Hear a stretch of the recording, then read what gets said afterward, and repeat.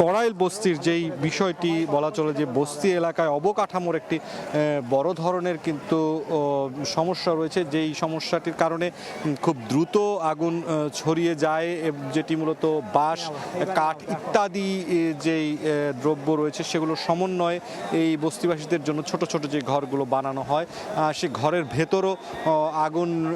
খুব দ্রুত ধরে যাওয়া এবং লম্বা সময় ধরে আগুনের স্থায়িত্ব টিকে থাকা উভয় বিষয়গুলোই কিন্তু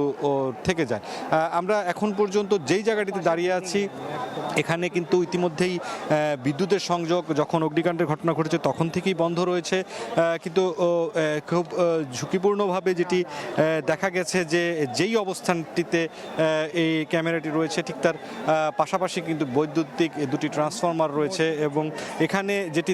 দেখতে পেয়েছি যে এই বৈদ্যুতিক যে তারগুলোর এটি একেবারেই পুড়ে ছাই হয়ে যাওয়ার মতোই পরিস্থিতি। সার্বিকভাবে এখানে যেই অবস্থা এখন পর্যন্ত দেখা যাচ্ছে, ঠিক ক্যামেরার সবচেয়ে নিকটে যেই ঘরগুলোতে এখনও আগুন জ্বলছে এর লেলিহান শিখা কিন্তু অনেকটাই কম, কিন্তু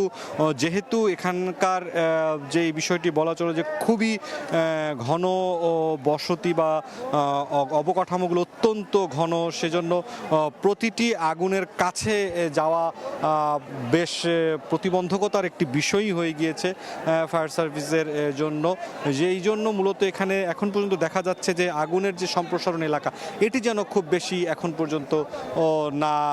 এগিয়ে আসে, যতটুকু পর্যন্ত এখন আগুন ছড়িয়েছে এই পর্যন্ত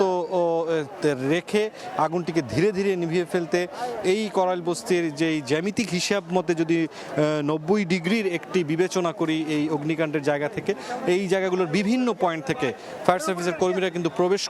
করার চেষ্টা করছেন এবং করে আগুন যেন আর ছড়িয়ে পড়তে না পারে সেই জায়গাগুলোর দিকে তারা বেশ ভালোভাবে মনোযোগ দিচ্ছেন। তবে এটি এই একপাশে যেহেতু লেক রয়েছে সেই জায়গাটির কারণে বলা চলে যে সড়ক পথে এই জায়গাটিতে এসে পৌঁছানো, যেহেতু বস্তি এলাকার ঘরের অবকাঠামো যেমন সংকীর্ণ তেমনি কিন্তু সড়কগুলো